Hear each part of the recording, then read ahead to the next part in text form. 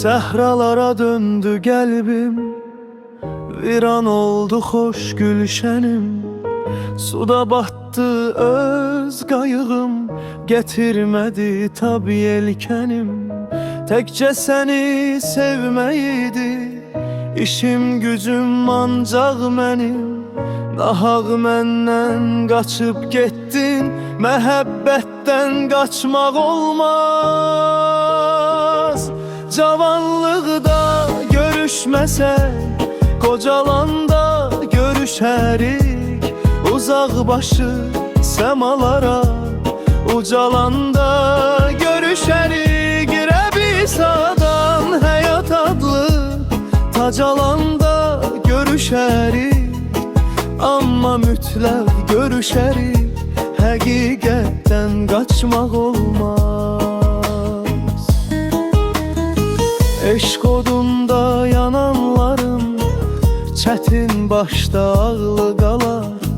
Həm gözləri yaşlı qalar, həm ürəyi dağlı qalar. Əzablara düşər kim ki bir gözələ bağlı qalar. İntizarın yaşatdığı əziyyətdən qaçmaq olmaz. Cavanlıqda görüşməsək, qocalanda görüşərik. Uzaq başı səmalara, ucalanda görüşərik. Rəbisadan həyat adlı tac alanda görüşərik. Amma mütləq görüşərik, həqiqətdən qaçmaq olmaz. Tanrı səni kama çatan xoşbəxt qadın qılsın təki. Gülər üzün bundan da çox, gülüşlərlə dolsun təki. Məndən ayrı xoşbəxt sənsən, qoy elə də olsun təki. Bədbəxtliyə sarı gəlib, səadətdən qaçmaq olmaz.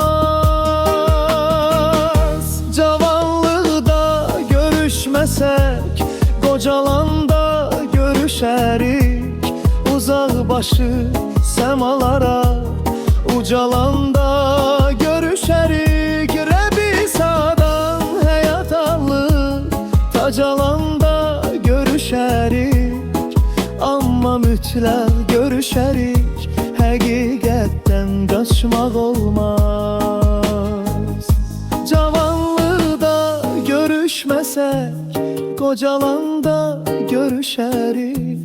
Uzaq başı səmalara, ucalanda görüşərik. Rəbisadan həyat adlı tac alanda görüşərik. Amma mütləq görüşərik, həqiqətdən qaçmaq olmaz. Cavanlıqda görüşməsək, qocalanda görüşərik.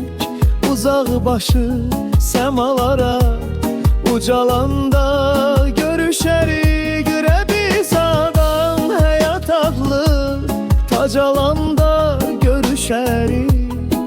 Amma mütləq görüşərik, həqiqətdən qaçmaq olmaz.